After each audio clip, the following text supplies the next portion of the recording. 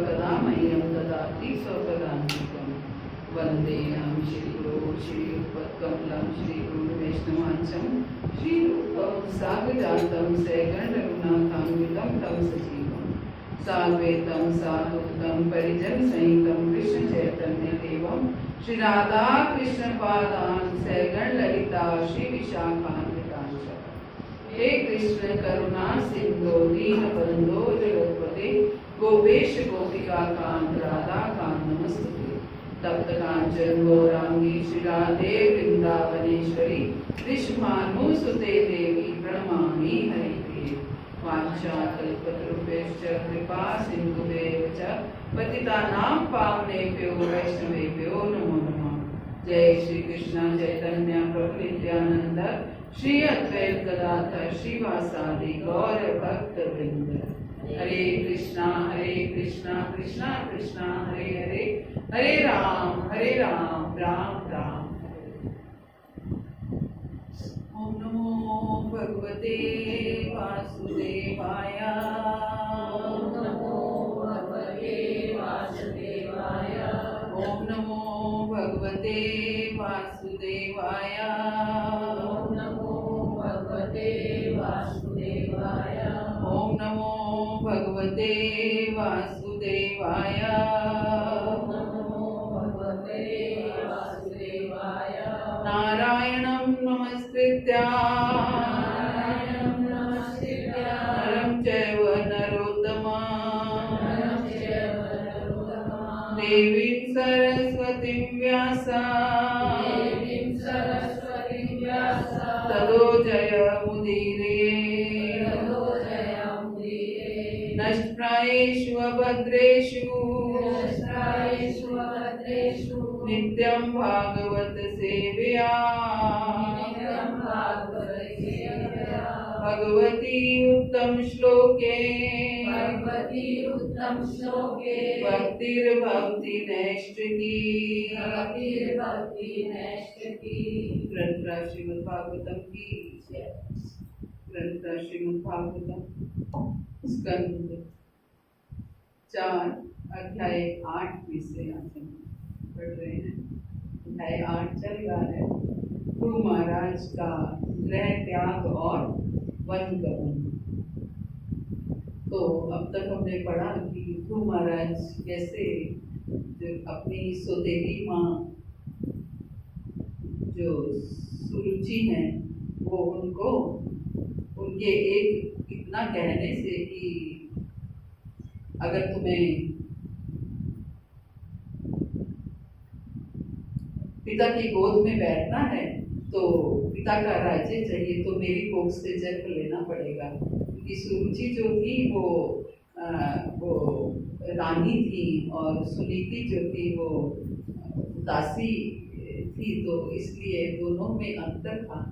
तो हालांकि उन्होंने ही उनको निर्देश दिया कि अगर तुम्हें मेरी कोख से जन्म लेना है तो जाकर के विष्णु की भक्ति करो और तभी तुम यहाँ पर आ सकते हो। तो माँ ने भी बड़े अच्छे से इसको एक्सेप्ट किया, सुनीति ने बड़े अच्छे से एक्सेप्ट किया। कहने लगी कि देखो तुम्हारी सौतेली माँ होने के बावजूद भी उन्होंने तुम्हें कितना अच्छा निर्देश दिया है कि जाकर के भगवान की भक्ति करो। कि ये कहना भी, वरना वो कुछ और भी कह सकती थी कि जाओ जाओ तुम्हें नहीं मिल सकता राज्य, या तुम्हें ये तुम इस लायक नहीं हो। उन्होंने लेकिन ऐसा नहीं कहा। उन्होंने अगर मेरी कोख से जन्म लेना है तो भगवान की भक्ति करनी पड़ेगी, विष्णु भक्ति करनी पड़ेगी। तो सुनीति को हालांकि दुख हुआ कि ऐसे दुत्कारा गया उनके पुत्र को, लेकिन फिर भी उन्होंने इस चीज को एक्सेप्ट किया और अपने पुत्र को कहा ये बात सही है कि आपको ये ऐसा करना पड़ेगा। तो ध्रुव निकल पड़े हैं भगवान की भक्ति करने के लिए और वहां पर नारद जी उनको मिलते हैं।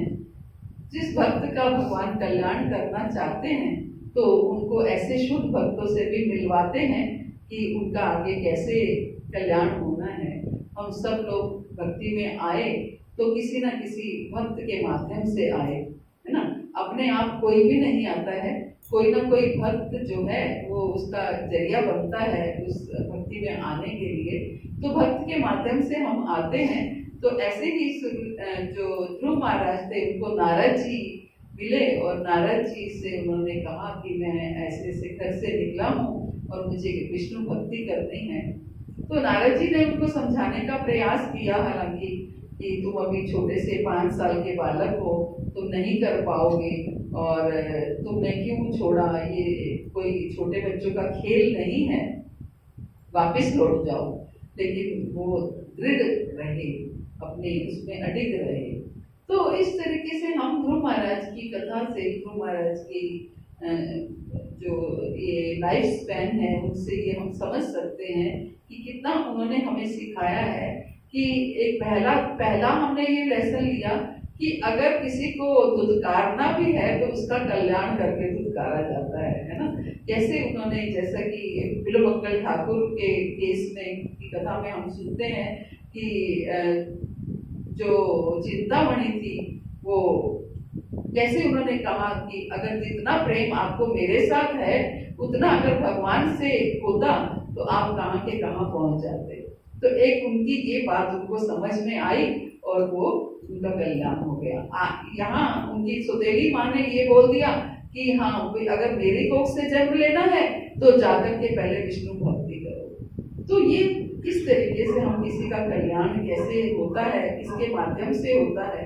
पहली गुरु वही सौतेली माँ बन गई और दूसरी गुरु जो है उनकी अपनी माँ बनी और तीसरी गुरु, क्योंकि अपनी माँ भी रोक सकती थी, नहीं नहीं बेटा मेरा तो एक ही पुत्र है, मैं तुम्हें जाने नहीं दे सकती, तुम यहीं रहो, मेरे पास रहो। लेकिन माँ ने ऐसा नहीं किया, माँ ने उसको सपोर्ट किया कि हाँ मेरा पुत्र अगर भक्ति करना चाहता है, अगर भक्ति करेगा तो अच्छा रहेगा, भले ही उसको राज्य मिले या ना मिले। तो इस तरीके से माँ ने भी सपोर्ट किया आगे और फिर वो आगे गए। तो नारद जी ने उनकी दृढ़ता को टेस्ट करने के लिए, चेक करने के लिए उनको बोला कि तुम अभी छोटे से बालक हो, तुम कहाँ ये कर पाओगे, तुम जाओ अभी वापस चले जाओ, जब बड़े होगे तब आना। और तुम तो क्षत्रिय हो और क्षत्रिय होकर के तुम नहीं कर पाओगे, तो ब्राह्मण के कार्य है।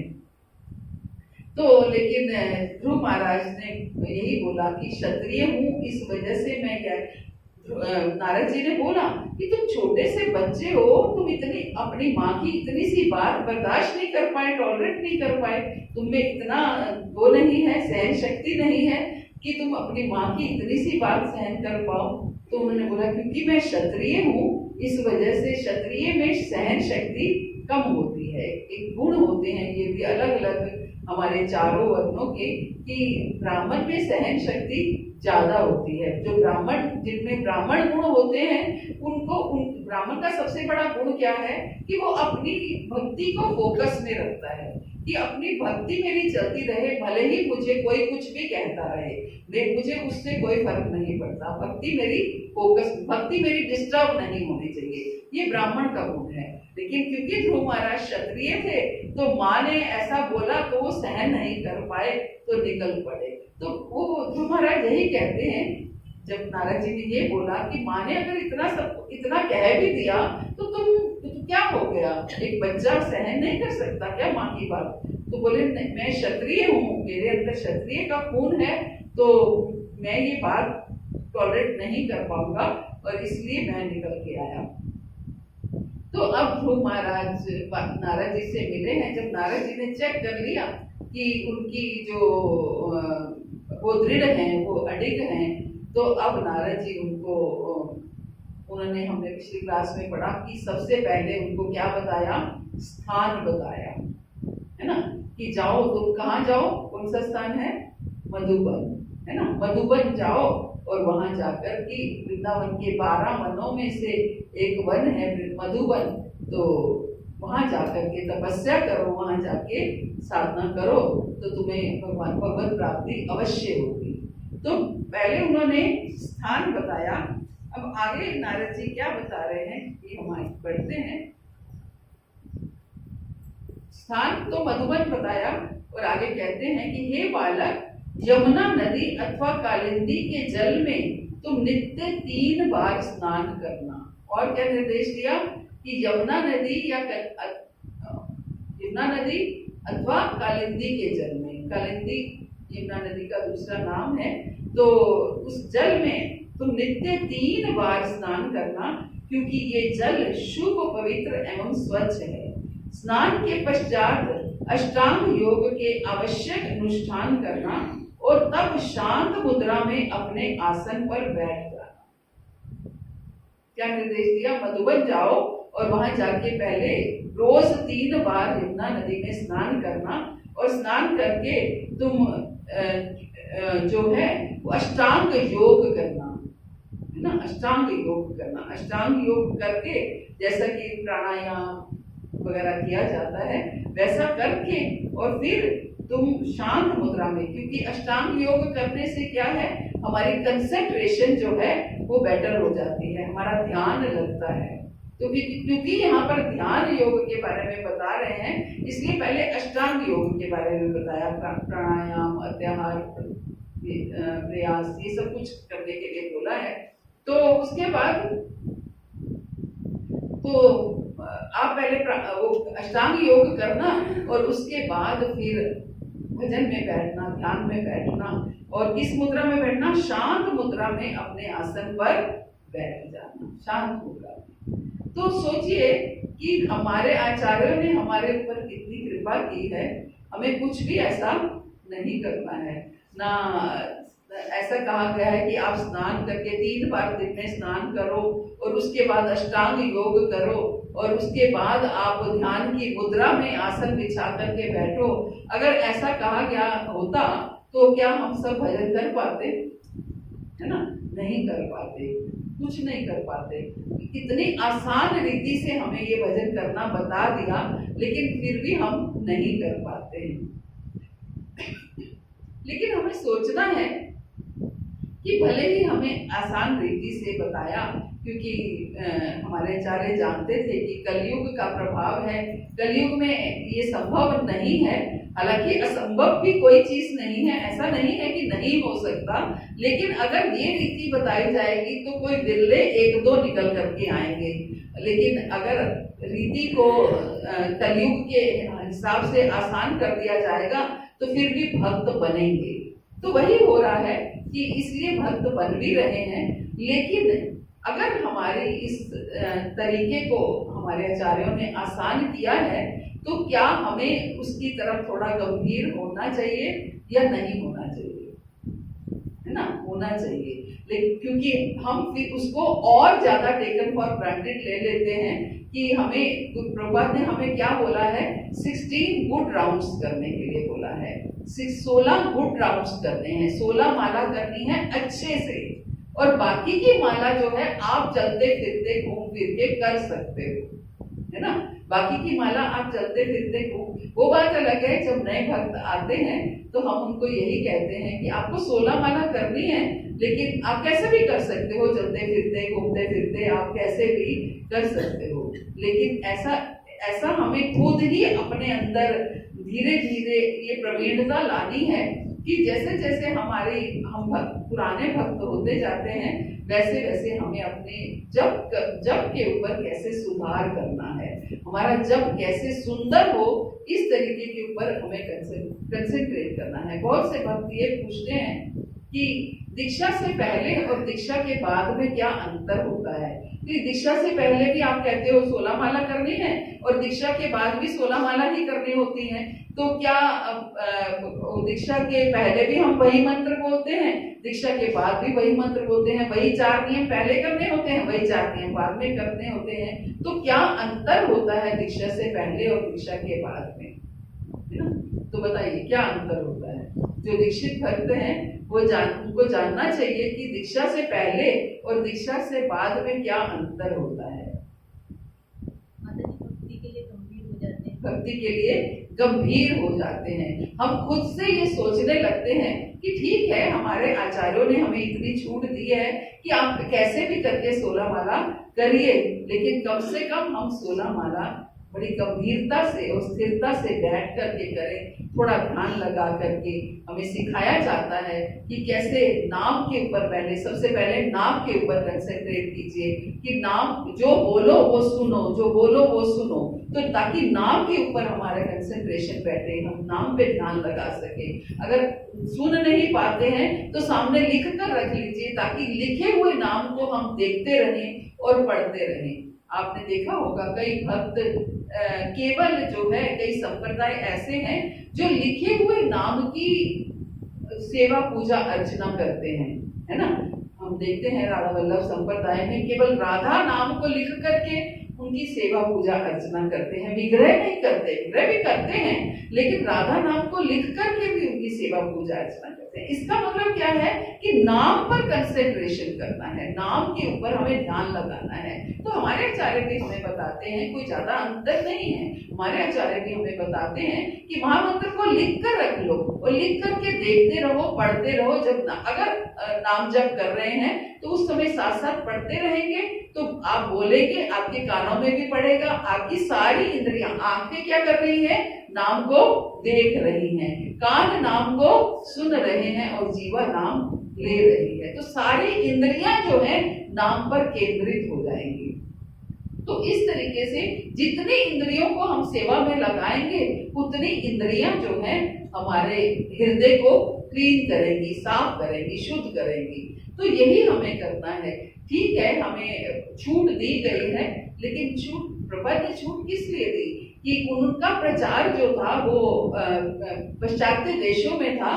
तो पाश्चात्य देशों में जो लोग बिल्कुल इतने अधर्म में लगे हुए थे, अधर्म कह सकते हैं, मांसाहार करना, नशा करना और इतना परस्त्री गमन, उनका तो इतनी स्त्रियों से संबंध रखना, स्त्री पुरुषों से संबंध, तो ये उनका एक तभी ये जो 4 नियम बने ये इसी कारण से बने कि हम इनको छोड़ेंगे तो अदरवाइज नियम बहुत ज्यादा हैं, लेकिन इन चारों को प्रभुपाद ने कंसेंट्रेट कर दिया, कंसोलिडेट करके हमारे सामने रखा कि ये तो सबसे ज्यादा जरूरी है। जब तक ये 4 नियम नहीं किए जाएंगे तब तक हम भक्त तो बाद में बनेंगे, मनुष्य बनने के लिए ये 4 नियम आवश्यक है ना। तो जैसे कि माता जी ने बताया कि इससे दीक्षा के बाद हम गंभीर हो जाते हैं ये सोचने के लिए कि ठीक है, नाम जब कर रहे हैं, चलते फिरते, कभी सो के, कभी उठ के, कभी कैसे भी, ध्यान है या नहीं है। बहुत से भक्त मैंने देखा है कि किसी भी तरीके से नाम जप करते हैं, चाहे वो कथा सुन रहे हैं तो भी नाम जप चल रहा है, चाहे टीवी देख रहे हैं तो भी नाम जप चल रहा है, फोन देखते हुए तो नाम जप एक आम कॉमन सी बात है। लेकिन इन चीजों को हमें छोड़ना है। हमें ना तो कथा सुनते हुए नाम जप करना है, ना टीवी देखते हुए नाम जप करना है और ना ही फोन देखते हुए नाम जप करना है। अगर आप करना ही चाहते हैं तो एक काम कीजिए, कथा सुनिए, बाद में नाम जप कीजिए, नाम जप कीजिए, बाद में कथा सुनिए, या फिर टीवी देखते हुए आप टीवी ही देख लीजिए। तो इस तरीके से कम हम अपनी 16 माला को पूर्ण रूप से कंसेंट्रेट करें कि 16 माला कम से कम ऐसे ना करें। उसके बाद की माला वो आपकी इच्छा है। जब आप 16 माला पे कंसेंट्रेट करेंगे तो आपकी बाद की माला भी अपने आप आपको डिफरेंस जब लगेगा दोनों में कि मैं 16 माला किस तरीके से करता हूँ और बाद की माला किस तरीके से करता हूँ, तो आपको दोनों अंतर लगेगा, तो आप अपने आप बाद की माला भी करेंगे। लेकिन 16 माला कम से कम हम फुल कंसेंट्रेशन से पूरे ध्यान पूर्वक करें, है ना। तो कथा सुनते हुए, टीवी देखते हुए, फोन देखते हुए हमें 16 माला कम से कम नहीं करनी है। इस चीज को हमें पकड़ लेना है ना। तो हम प्रयास करें कि 16 माला हमारी कम से कम बैठ के आसानी। कभी कोई मजबूरी हो, बात अलग है कि हमारे पास सेवाएं ज्यादा हैं और हम नहीं कर पाए हैं, बैठ के आराम से माला करने का समय नहीं है। कई बार उत्सवों वगैरह में सेवाएं ज्यादा होती हैं या मंदिर में सेवाएं ज्यादा होती हैं, तो ऐसा हो जाता है। लेकिन तब भी हमें प्रयास करना चाहिए कि हम 2 घंटे और सेवाओं को स्थगित करके और पहले अपने नाम जप के ऊपर कंसेंट्रेट करें। क्योंकि होगा क्या, अगर हम और सेवाओं के ऊपर कंसंट्रेट ज्यादा करेंगे और नाम जप को हम सेकेंडरी ले लेंगे, तो क्या होगा, धीरे धीरे हम उन सेवाओं में हमारे अंदर अहम भाव आने लगेगा, या और तरीके से हमारे वो सेवाएं जो है हमारे अंदर कलमश भी क्रिएट कर सकती हैं, है ना। सेवाएं भी हमारे अंदर कलमश क्रिएट कर सकती हैं। तो इसका मतलब क्या है कि हमारा नाम जप अच्छे से नहीं हो रहा है। अगर आप 16 माला फुल कंसेंट्रेशन से करते हैं तो इस बात की पूरी गारंटी है कि आप थोड़े समय में ही पूरी तरह से शुद्धिकरण शुरू हो जाएगा। आप धीरे धीरे आपकी हर सेवा में आपका मन लगने लगेगा, हर सेवा आप अच्छे से कर पाएंगे। इसलिए नाम जप के ऊपर पूरा ध्यान लगा करके हमें नाम जप करना है। भले ही हमारी सेवा को हम थोड़ा स्थगित कर दें, या आप अपने ऊपर उतनी ही सेवा लीजिए जितनी से आपका नाम जप होता रहे, है ना। अगर आप वो सेवा आप किसी और को दे सकते हैं ताकि आपका नाम जप सफर ना करे, तो आप उस तरीके से सेवा लें। तो हम ध्रुव महाराज के चरित्र से, ध्रुव महाराज के उससे हम समझ सकते हैं कि कैसे उन्होंने बताया कि कैसे 3 बार यमुना में स्नान करो, अष्टांग योग करो और फिर शांत मुद्रा में आसन बिछा करके आप ध्यान करो, है ना। आगे क्या बताते हैं,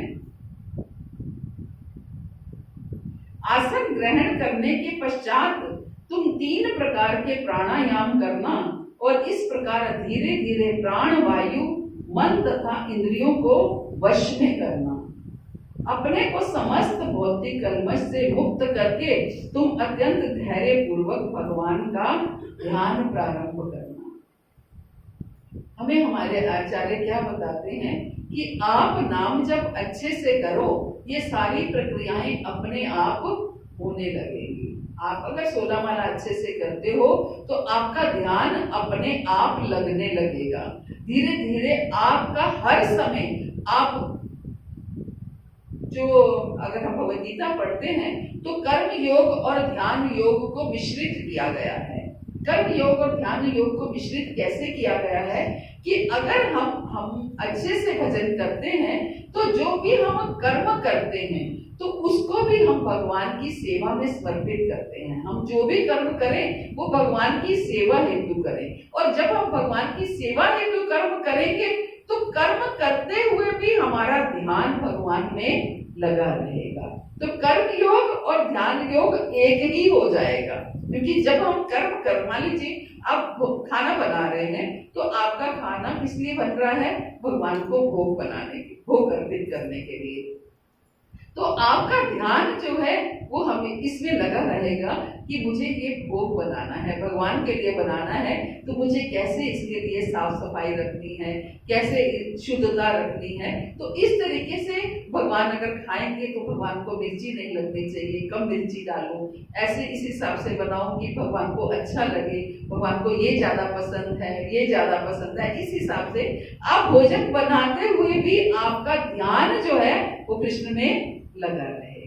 आप घर की साफ सफाई कर रहे हैं तो उसमें भी आपका ध्यान कृष्ण में लगा, क्योंकि अगर आप ये सोचेंगे कि मैं सब घर में ठाकुर जी विराजमान है, वो बाहर घूमेंगे तो पाँव, नंगे पाँव तो चलते हैं, तो उनका पाँव मैले ना हो, इस वजह से मैं घर के साफ सफाई करूं। तो इस वजह से आप जब साफ सफाई करेंगे तो भी आपका ध्यान ठाकुर जी में लगा रहेगा कि वो आएंगे, यहाँ भी बैठ सकते हैं तो ये जगह भी साफ कर लेती हूँ, यहाँ भी बैठ सकते हैं ये भी जगह साफ करो, ये चीज भी साफ करो, कहीं उनके चरण यहाँ ना पड़े, कहीं उनके चरण यहाँ ना पड़े। तो इस तरीके से आप अपने भावों को हर कार्य करते हुए भगवान में लगा सकते हैं। तो कर्म योग और ध्यान योग को आप मिश्रित कर सकते हैं।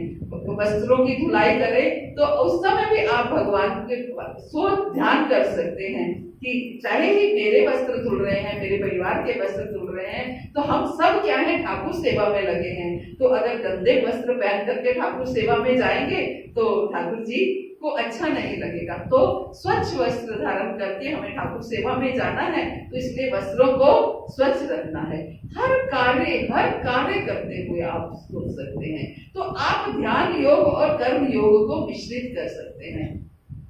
तो यही प्रभुपाद ने हमें सिखाया है कि आपको नाम लेना है, भजन करना है, और भजन के साथ साथ आपको आप इस तरीके से उनके आचार्यों के कहे अनुसार अगर हम भजन करते हैं तो अपने आप हमारा ध्यान अपने आप लगने लगता है।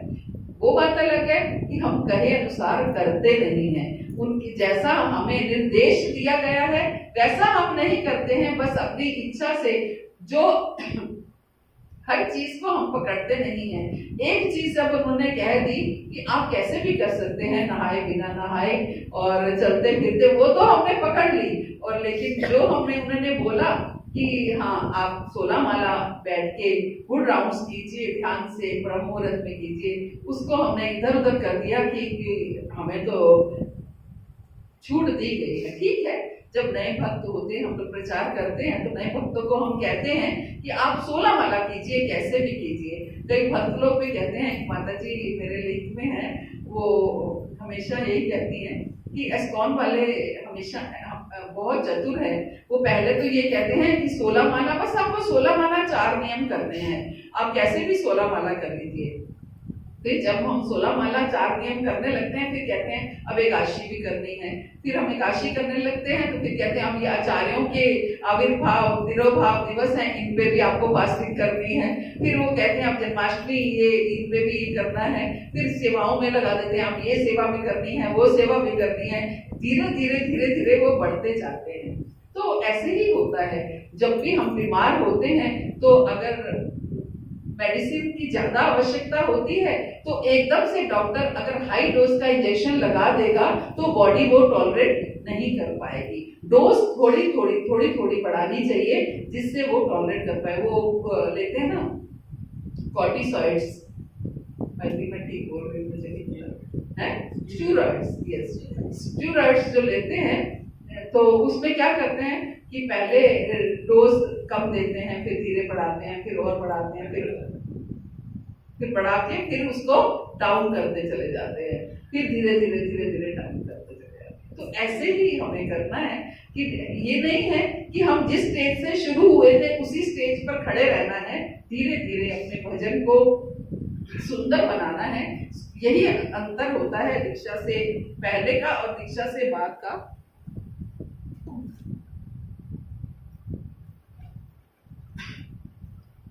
कि हमें बस अपने नाम जप को सुंदर बनाना है और कुछ कोई अंतर नहीं है।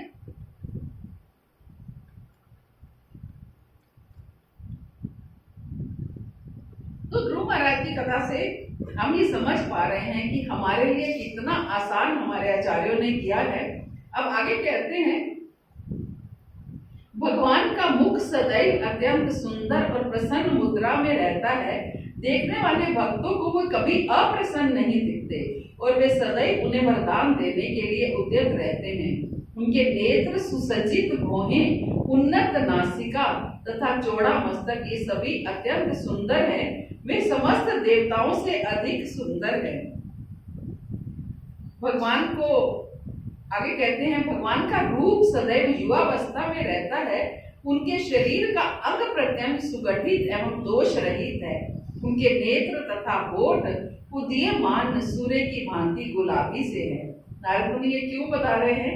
भगवान के रूप के बारे में बता रहे हैं। इसलिए बता रहे हैं ध्यान लगाने के लिए कि आप कैसे ध्यान लगा सकते हैं भगवान के रूप के बारे में। और फिर ये ना हो भगवान आपके सामने आए तो आप पहचान ना पाओ। तो इस तरीके से उनको ये उनके रूप के बारे में बता रहे हैं। उनके नेत्र तथा होठ उदीयमान सूर्य की भांति गुलाबी से हैं। वे शरणागतों को सदैव शरण देने वाले हैं और जिसे उनके दर्शन का अवसर मिलता है वे सभी प्रकार से संतुष्ट हो जाता है। दया के सिंधु होने के कारण भगवान शरणागतों के स्वामी होने के योग्य हैं। भगवान का रूप सदा युवावस्था में रहता है। अब उनको बता रहे हैं कि भगवान हमेशा स्वीट 16 युवावस्था में रहते हैं। उनके शरीर का अंग प्रत्यंग सुगठित है और दोष रहित है, उसमें कोई दोष नहीं है। भले ही वो टेढ़े खड़े हों या सीधे खड़े हों, वो हमेशा दोष रहित हैं। उनके नेत्र तथा होठ उदीयमान सूर्य की भांति गुलाबी है। तो इस तरीके से उनको रूप के बारे में बता रहे हैं और बताया तो उन्होंने बहुत कुछ है और अंत में वो उनको मंत्र दे रहे हैं कि हे राजपुत्र, अब मैं तुम्हें वो मंत्र बताऊंगा जिसे इस ध्यान विधि के साथ जपना चाहिए। ध्यान विधि के साथ जपना चाहिए। जो कोई इस मंत्र को 7 रात सावधानी से जपता है वे आकाश में उड़ने वाले सिद्ध मनुष्यों को देख सकता है। जो कोई इस मंत्र को 7 रात सावधानी से जपता है। 7 रात बोला है केवल, लेकिन कैसे बोला है? सावधानी से। सावधानी से जपता है वे आकाश में उड़ने वाले सिद्ध मनुष्यों को देख सकता है ना, देख सकता है। अब ध्रुव महाराज को मंत्र किस लिए दिया गया? ध्यान लगाने के लिए, ध्यान लगा के करना है और भगवत प्रेम जो प्राप्त करना है। हमारा लक्ष्य क्या है? भगवत प्रेम प्राप्त करना। ध्रुव महाराज का लक्ष्य क्या था? राज्य प्राप्त करना, है ना। ध्रुव महाराज का लक्ष्य अलग था, हमारा लक्ष्य अलग है। तो ध्रुव महाराज को इसलिए क्या दिया गया कि वो मंत्र दिया गया जो 7 रात सावधानी से जपना है। तो ऐसा करने से आप आकाश में उड़ने वाले सिद्ध मनुष्यों को देख सकते हो। श्री कृष्ण की पूजा का 12 अक्षर वाला मंत्र है ओम नमो भगवते वासुदेवाय। ये मंत्र उन्हें दिया गया 12। बहुत से लोग कहते हैं हम ये जप सकते हैं क्या?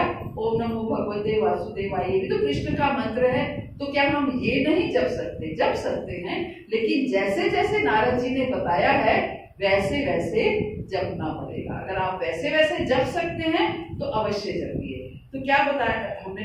क्या बताया? अष्टांग योग करके और 3 बार स्नान करके और आसन में बैठ करके ध्यान लगा करके 7 रात तो कम से कम हमें पूरा ध्यान से जपना है। उससे भी हम क्या प्राप्त कर सकेंगे? सिद्ध देहों को देखने को प्राप्त कर सकेंगे। तो ओम नमो भगवते वासुदेवाय, ईश्वर का विग्रह स्थापित करके उसके समक्ष मंत्रोच्चार करते हुए प्रमाणिक विधि विधानों सहित मनुष्य को फल फूल तथा अन्य खाद्य सामग्रियां अर्पित करनी चाहिए। क्या करना चाहिए? कि विग्रह को स्थापित करके उनके समक्ष मंत्रोच्चार करते हुए प्रमाणिक विधि विधानों सहित मनुष्य को फल फूल और अन्य खाद्य सामग्रियां अर्पित करनी चाहिए। किंतु ये सब देश काल तथा साथ ही सुविधाओं एवं असुविधाओं का ध्यान करते हुए करना चाहिए। हमें क्या करना चाहिए कि ये मंत्र अगर जपना है तो भगवान का विग्रह सामने होना चाहिए। हम पूजा करके उनको फल फूल अर्पित करके और खाद्य सामग्रियों को अर्पित करके फिर अपना पूरा आसन जमा करके और ध्यान पूर्वक इस मंत्र को जपना है। और भगवान की पूजा शुद्ध जल, शुद्ध पुष्पमाला, फल फूल तथा जंगल में उपलब्ध वनस्पतियों या ताजे उगे हुए फलों से एकत्र करके फूलों की कलियों या वृक्षों की छाल से या संभव हो सके तो भगवान को अत्यंत प्रिय तुलसी दल अर्पित करते हुए करनी चाहिए। तो इस तरीके से अब पूजा की विधि बताई गई है। तो निष्कर्ष यही है कि हमें हमारे आचार्यों ने इतना आसान महामंत्र इसलिए बोला गया है कि महामंत्र दिया है कि आप कैसे भी इसे जप सकते हो। हमें नहीं कहा जाता कि आप पहले पूजा कीजिए फिर ये जप कीजिए। आप जप कीजिए, कैसे भी नाम लेना है। तो एक्चुअली ये क्या है? ये मंत्र है। आगे हम पढ़ेंगे ये मंत्र कहाँ से शुरू है? ओम से शुरू है। ओम नमो भगवते वासुदेवाय। तो ओम शब्द जो है वो हर कोई, केवल जो ब्राह्मण है उन्हीं को ही वही अथोराइज थे ओम नाम का जप करना। ओम से जो मंत्र शुरू होते हैं वो केवल ब्राह्मण जो होते हैं वही कर पाते हैं, अगर हम शास्त्रों के हिसाब से चले तो। लेकिन जो लोग ब्राह्मण की तरह ब्राह्मण रीति में रह रहे हैं वो भी इसका जप कर सकते हैं। ये नहीं कि जो ब्राह्मण कुल में पैदा हुआ है केवल वही उसका जप कर सकता है। जो ध्रुव महाराज को ये मंत्र को दे करके उन्होंने ये बात क्लियर की नारद जी ने कि ऐसा नहीं है कि बहुत ब्राह्मण लोग इस चीज को चैलेंज करते हैं कि केवल ब्राह्मण ही ओम नाम के मंत्र को जप सकते हैं, लेकिन नारद जी ने ये बात क्लियर की कि ऐसा नहीं है। वो क्षत्रिय थे, ध्रुव महाराज क्या थे? क्षत्रिय थे, लेकिन फिर भी उन्होंने नारद जी ने उनको ओम नमो भगवते वासुदेवाय का मंत्र दिया। वो इसलिए दिया कि इस समय वो भक्ति की उसमें निकले हैं, अब वो ब्राह्मण की रीति से चल रहे हैं, इसलिए उन्हें ये मंत्र दिया जा सकता है ना। तो ये हमें सीखना है, समझना है और अपने भाग्य के ऊपर की सराहना करनी है कि कैसे हमारे आचार्यों ने हम पर बहुत कृपा की है और इतनी आसानी से भक्ति हमें प्रदान कर दी है और हम आसानी से उसको अपनी ग्रस्त जीवन में रहते हुए भी ये सब कार्य कर पाते हैं। हरे कृष्ण। श्री प्रभुपाद की जय, गुरु महाराज की जय। तो किसी का कोई प्रश्न हो?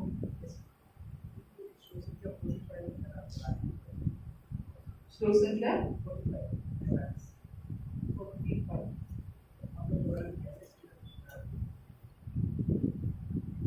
रूप का ध्यान। भगवान का मुख सदैव अत्यंत सुंदर और प्रसन्न मुद्रा में रहता है। देखने वाले भक्तों को वे कभी अप्रसन्न नहीं दिखते और वे सदैव उन्हें वरदान देने के लिए उद्यत रहते हैं। उनके नेत्र, सुसज्जित भौहें, उन्नत नासिका तथा चौड़ा मस्तक, ये सभी अत्यंत सुंदर है। वे समस्त देवताओं से अधिक सुंदर हैं। तो भगवान की सुंदरता का व्याख्यान किया गया है इसमें। श्लोक गाना चाहिए।